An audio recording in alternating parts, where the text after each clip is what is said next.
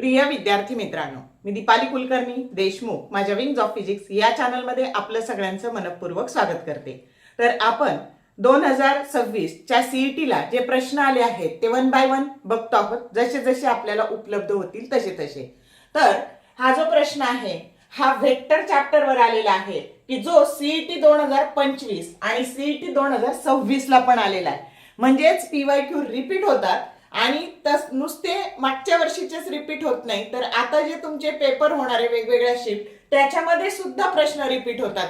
आणि म्हणूनच आपण हे प्रश्न बघतो आहोत की कमी वेळात अभ्यास कसा करायचा, अभ्यासाला डायरेक्शन कशी द्यायची, त्याच्यासाठी हे सगळं आपला खटाटोप चाललेला आहे। तर वेळ न घालवता बघूयात प्रश्न काय आहे तो। प्रश्न असा आहे बघा, the vector some of two forces vector A and vector b is perpendicular to their vector differences. Hence, forces vector A and vector B are option A perpendicular to each other, B parallel to each other, C unequal in magnitude and D equal in magnitude.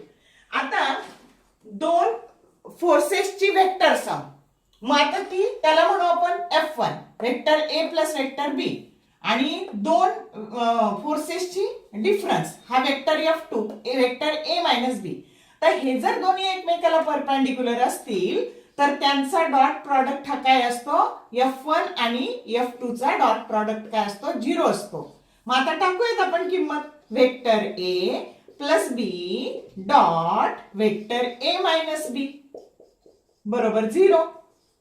मग आता solve करू त्याला, vector A into vector A square, vector A into minus B minus vector A dot vector B।